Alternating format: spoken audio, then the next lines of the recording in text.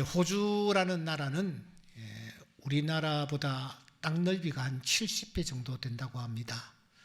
70배나 넓은 땅에 상주하고 있는 인구는 2,550만 명, 우리나라의 반 정도밖에 되지 않습니다. 그래서 호주 땅에 가면은 우리나라의 지하철 있잖아요. 이 지하철역이 있는데 역을 한 5개쯤 지나야 한 사람을 만나고 5개쯤 지나야 한 사람을 만날 수 있을 정도로 아주 광활한 땅입니다. 그러나 우리는 그렇지를 못합니다. 좁은 땅덩어리에 5천만 명이 부대끼며 살아가고 있습니다. 여러분, 인구 밀도가 세계 3위가 될 정도입니다. 특별히 서울이라는 이 땅은 굉장합니다. 그냥 비집고 해집고 살아가는 것입니다. 그러니 일이 일어나지 않을 수가 없습니다. 소리가 나지 않을 수가 없습니다. 하지만 바다도 아니고 하늘도 아닌 여러분, 이태원에서 이런 대형 압사 사건이 일어나리라고는 꿈에도 생각을 하지 못했습니다. 전혀 예기치 못한 그런 사고였습니다. 때문에 한 달이 지난 지금에 이르러서도 우리는 멍한 상태입니다. 해법을 놓고도 여러분 연일 파열음입니다. 한쪽에서는 책임자를 즉각 파면하라, 국정조사와 특검을 실시하라, 이게 유일한 해결책이라고 목청을 높입니다. 또 어떤 곳에서는 희생자들의 이름을 공개했습니다.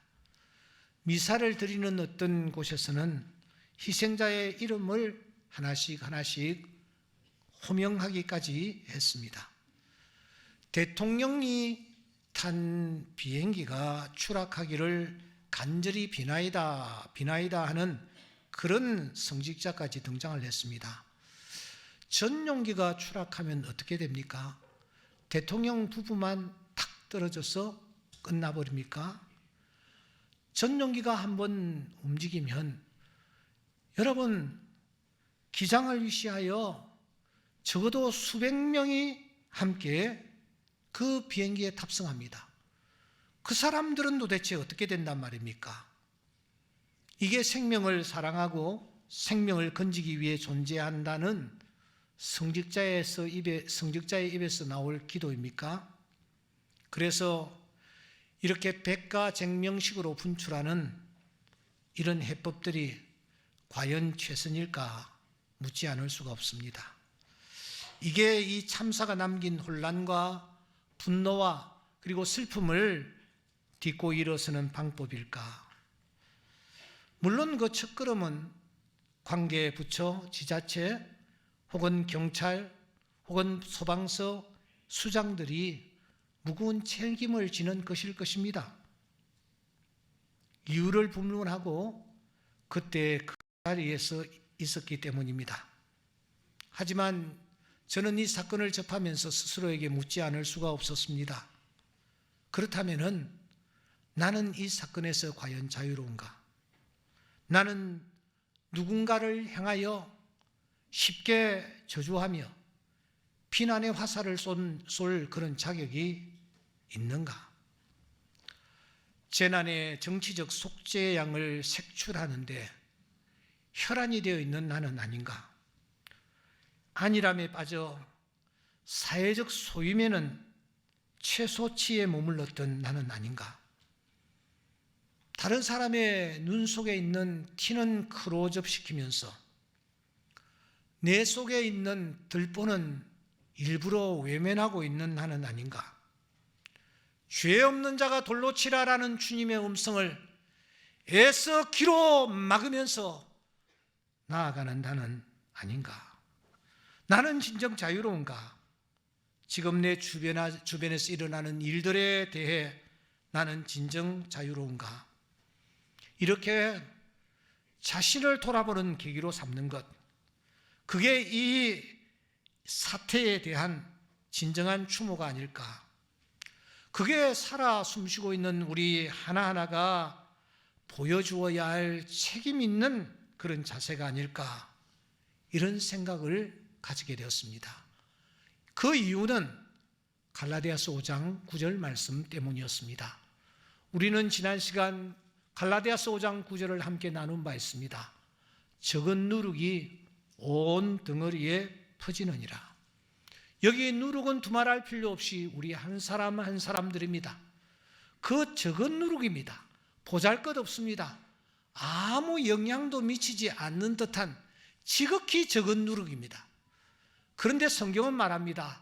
그 적은 누룩이 온 덩어리에 퍼지느니라. 내가 소속된 공동체에 그 적은 누룩이 영향을 미친다라는 것입니다.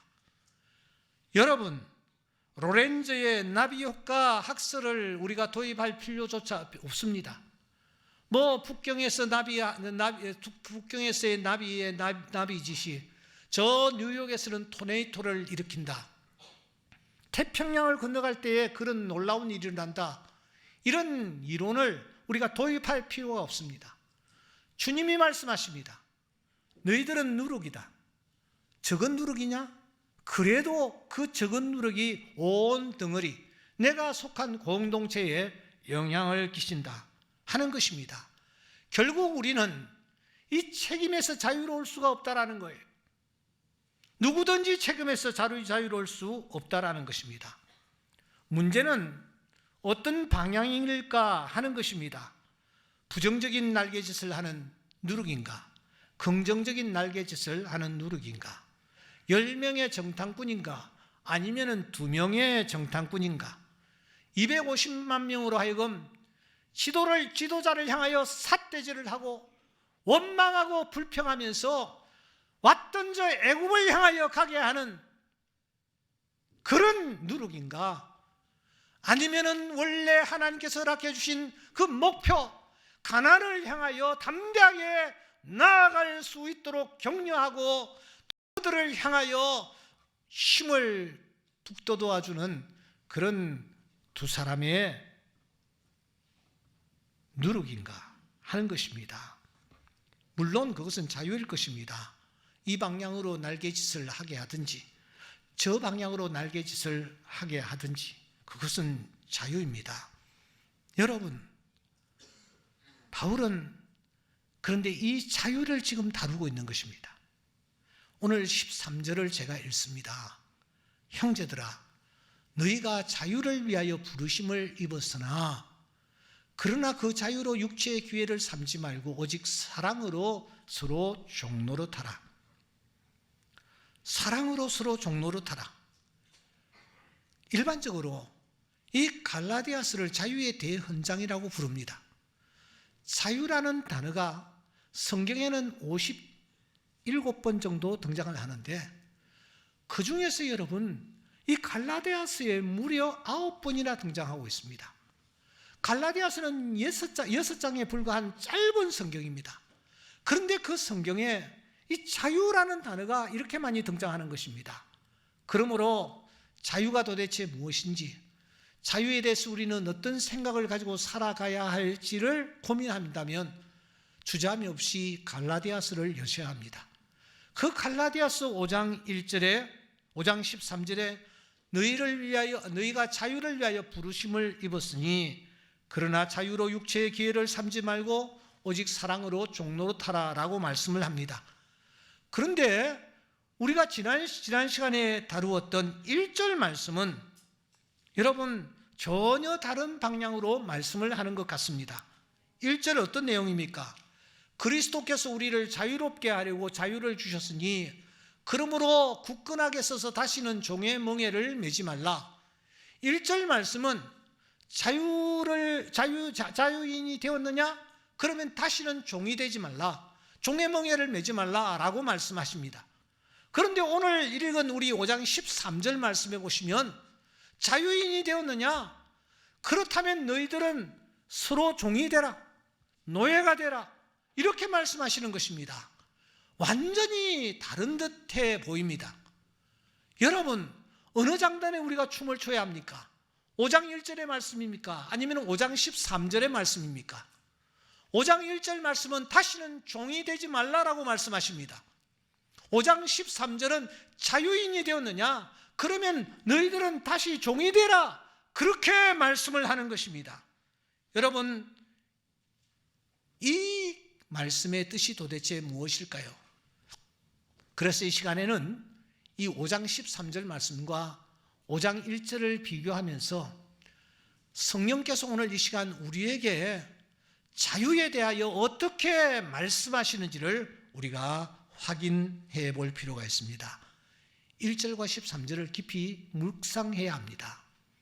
여러분, 바울이 편지를 쓸 때는 동기가 있었습니다. 그 동기가 무엇입니까? 갈라디아 교회 성도들, 그 성도들에게 율법주의자들이 들어왔습니다. 할례당들이 들어왔습니다. 이들이 갈라디아 교회 성도들에게 개인적으로 접촉하면서 소곤소곤댑니다. 바울 사도가 믿음으로 구원을 받는다는 얘기를 하는데 그건 전부 가짜야. 그렇게 해가지고서는 구원에 이를 수가 없어. 이 율법이라는 것은 오래전부터 모세 선생께서 시내산에서 하나님으로부터 직접 받은 말씀이야. 그러므로 구원을 받기 위해서는 율법을 지켜야 해. 율법을 지켜야만 구원을 얻을 수 있어. 듣고 보니까 귀가 너무 쫑긋한 거예요. 마음에 정말 그렇구나라는 생각이 드는 겁니다. 그래서 이 사람들이 점점 이 유대주의자들의 논리를 따라가기 시작했습니다. 그때 이 사실을 안 바울이 강경한 어조로 꾸짖습니다. 그러나 우리나 혹은 하늘로부터 온 천사일지라도 우리가 너희에게 전한 복음 외에 다른 복음을 전하면 저주를 받을지어다.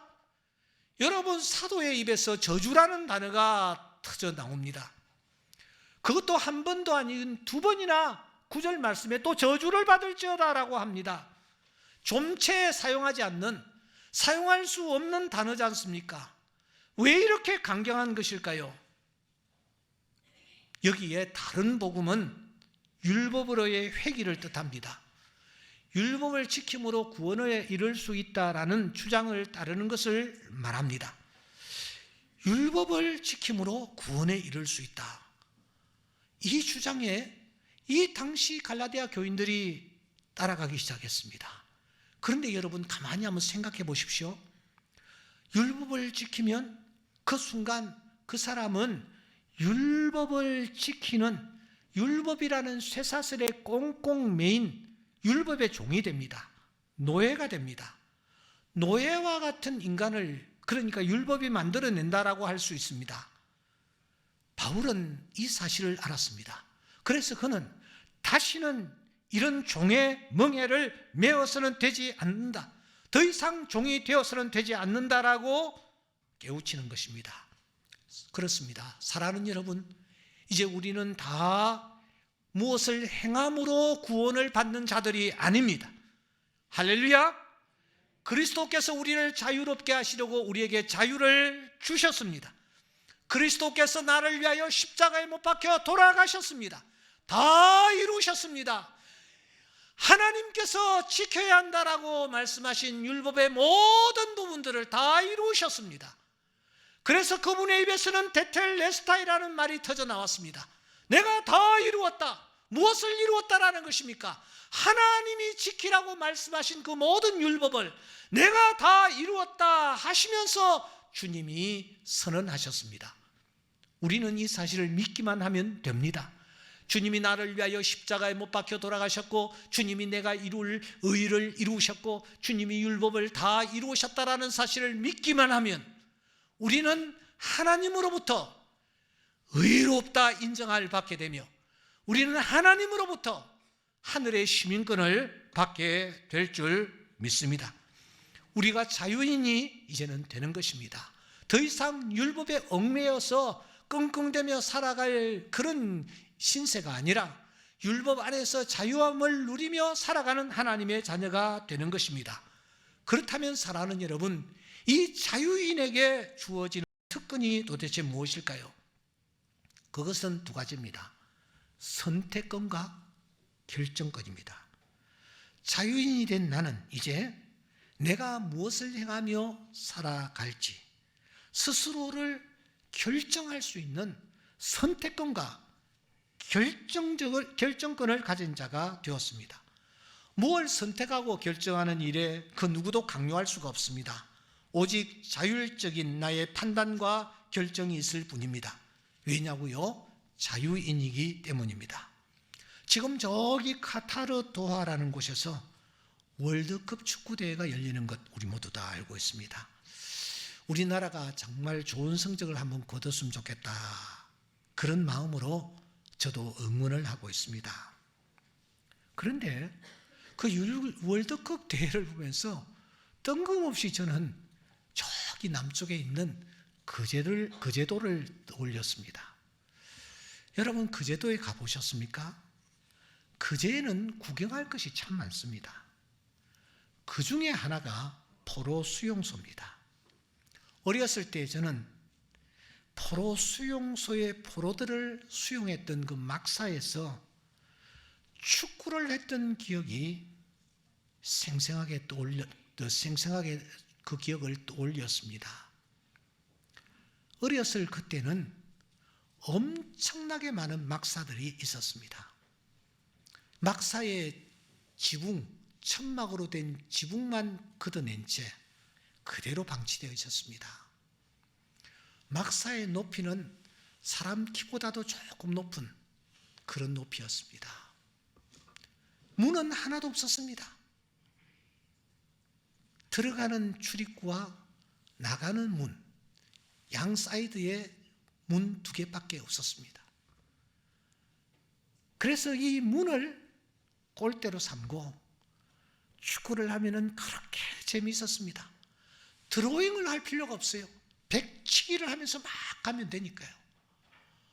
그래서 겨울에 아무리 추워도, 아니 그곳에서는 따뜻했습니다. 벽이 바람막이가 되어 있었기 때문입니다. 크기도 아주 적당한 크기였습니다. 그래서 이 축구를 보면서 그때 어렸을 때 생각을 했던 것 같습니다.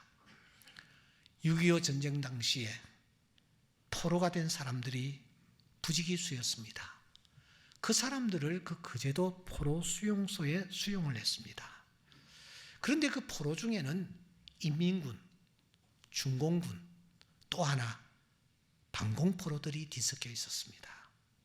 그래서 그 사이에서도 막 다툼과 싸움, 살인들이 일어나곤 했습니다. 전쟁 막바지에 이르러 소위 휴전회담이 진행이 되었고, 그때 가장 풀 수 없었던 난제 중에 하나가 포로 송환 문제였습니다. 유엔군에서는 자발적 송환 원칙을, 북한 쪽에서는 강제적 송환 원칙을 줄기차게 주장했습니다. 그래서 자칫하면은 상당수의 포로 이 반공 포로들이 강제로 북쪽으로 송환될 그런 상황에 직면을 했습니다. 그러자 이승만 대통령이 나섰습니다. 미국과 유엔 군들의 그 반대를 무릅쓰고 반공 포로들을 일방적으로 석방하기로 결심한 것입니다. 당시 헌병 총사령관이 원용덕 씨였습니다. 이 총사령관에게 은밀하게 지시했습니다. 몇 날 몇 시에 반공 포로들이 지금 수용되어 있는 수용소의 문을 활짝 열어버리라. 드디어 1953년 6월 18일 명령을 받은 이 총사령관이 반공 포로들의 그 막사 수용소를 확 열어버렸습니다. 문이 열리는 순간 선택권과 결정권이 이들에게 주어졌습니다. 모두가 자유인이 된 것이기 때문입니다. 하지만 당시 수용 인원이 한 17만 명 되는 것으로 알고 있는데, 나중에 보니까 3만 5천 명만 열린 문을 향해서 내달렸습니다. 그리고 자유대한에 정착하게 되었습니다. 자유를 만끽하게 되었습니다. 우리 교회도 그때 반공 포로로 붙잡혀 있다가 6월 18일 날 문이 열리자 도망쳐 나와 어디로 갈까 하다가 충정교회로 숨어들어서 그곳에서 생활하던 어떤 분이 충성스럽게 하나님을 섬기고 또 교회를 잘 섬김으로 교회에서 장로로 피택을 받아 장로로 섬기기까지 하신 분이 계십니다.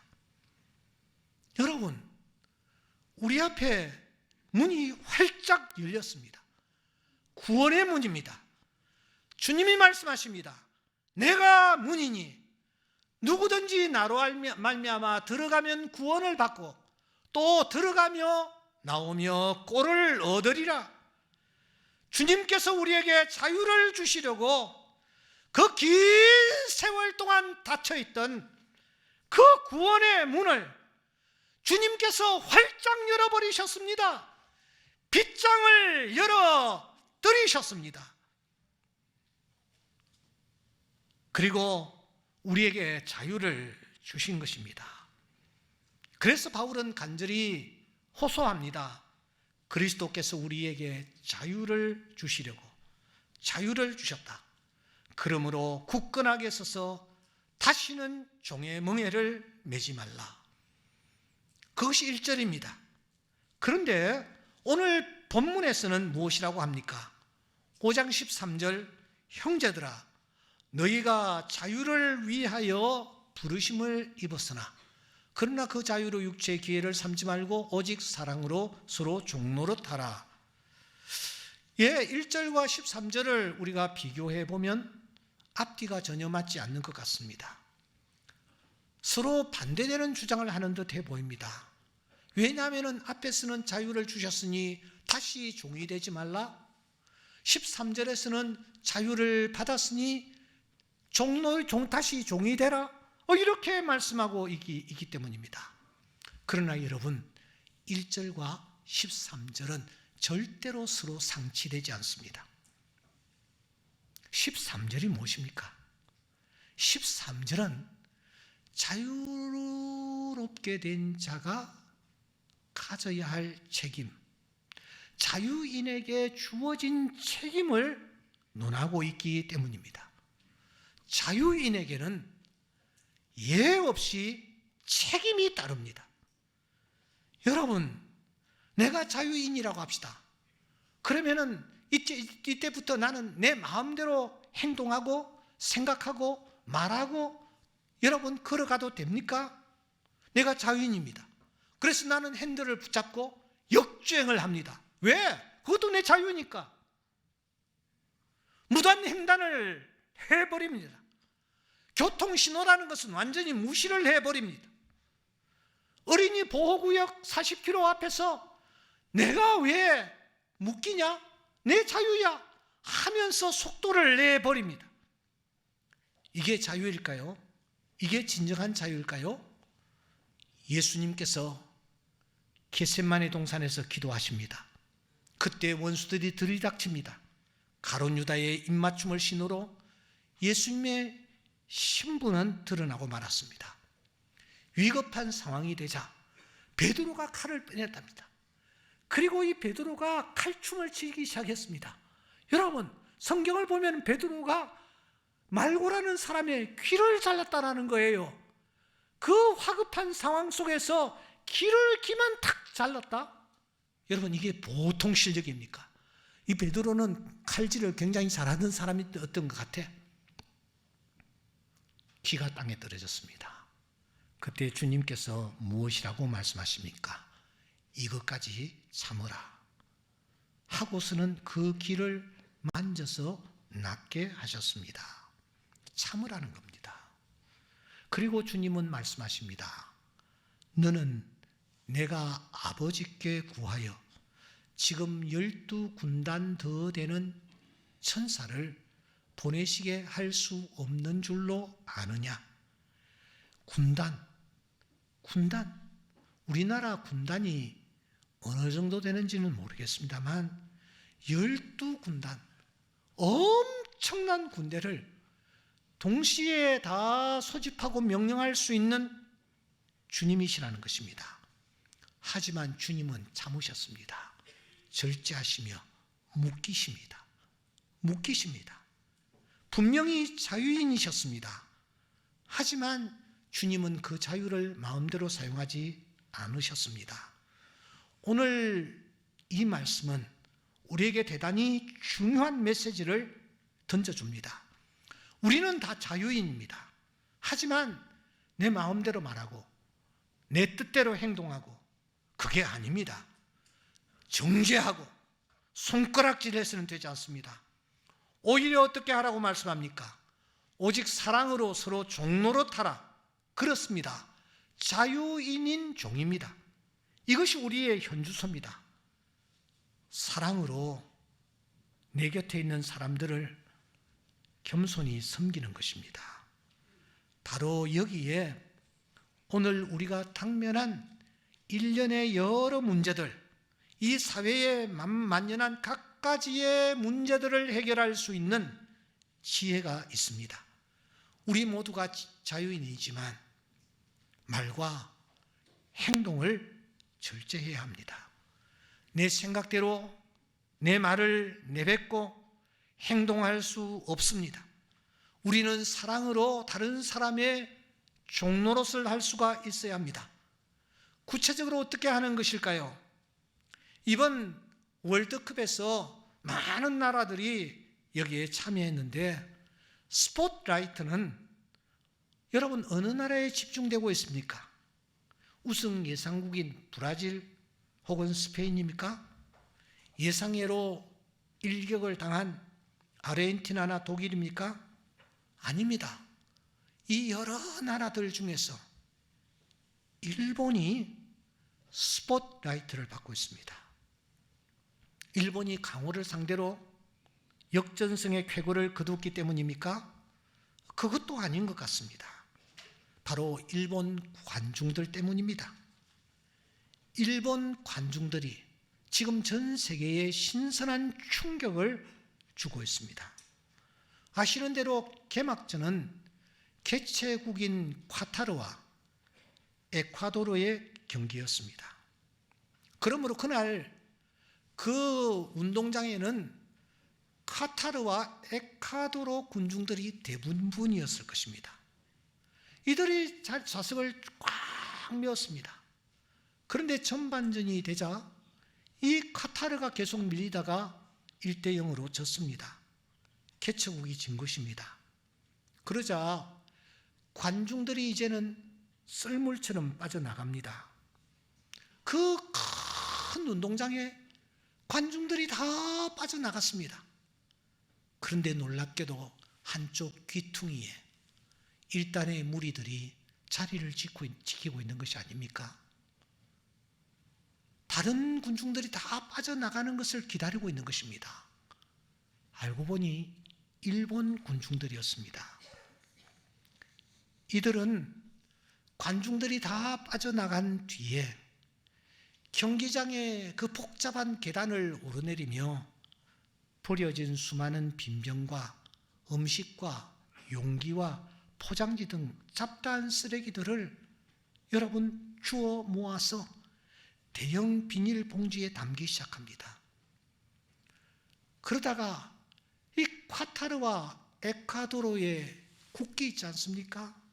이 국기 응원한다고 많이 가져왔는데 막 던져놨어요.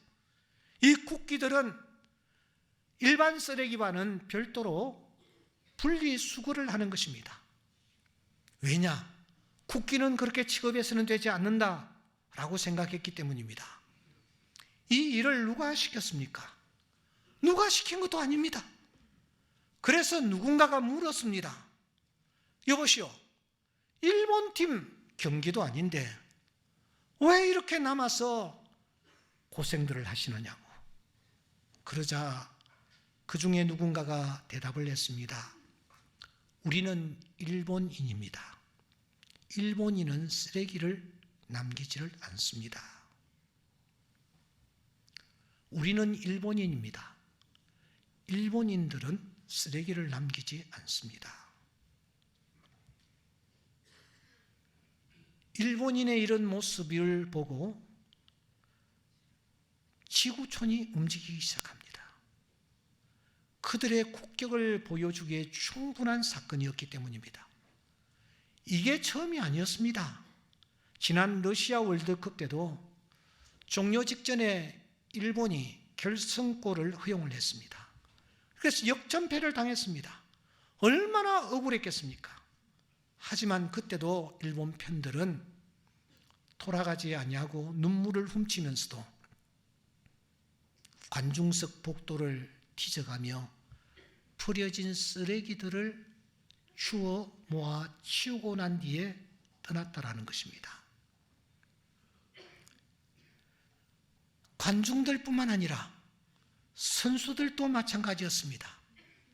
선수들도 자신들이 사용했던 라커룸을 말끔히 청소하고 감사합니다라는 메모까지 남긴 후에 떠났다라는 것입니다. 우리는 일본인입니다. 일본인은 쓰레기를 남기지 않습니다. 정말 오랫동안 남는 그 여운이 남는 한마디입니다. 우리가 이렇게 패러디를 해야 하지 않을까요? 우리는 크리스찬입니다. 크리스찬은 무엇을 하지 않습니다.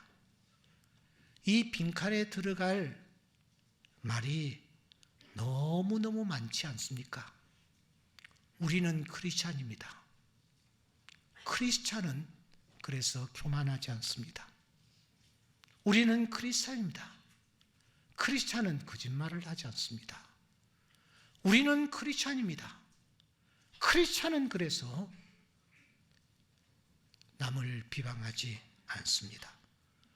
오늘 설교를 이 한 줄을 가지고 내내 해도 모자랄 것 같습니다.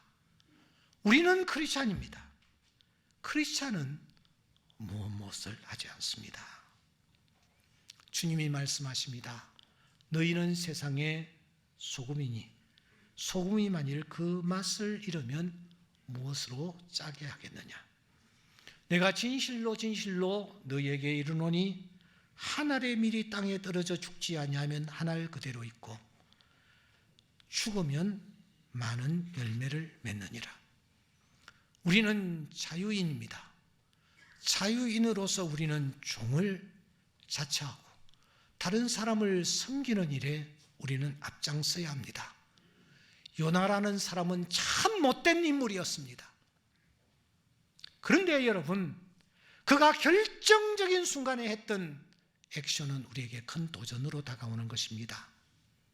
바다가 풍랑으로 배가 뒤집힐 정도가 되었습니다. 사람들이 전부 지금 죽느니 사느니 하고 아우성이었습니다. 그때 요나의 입에서 어떤 말이 터져 나왔습니까?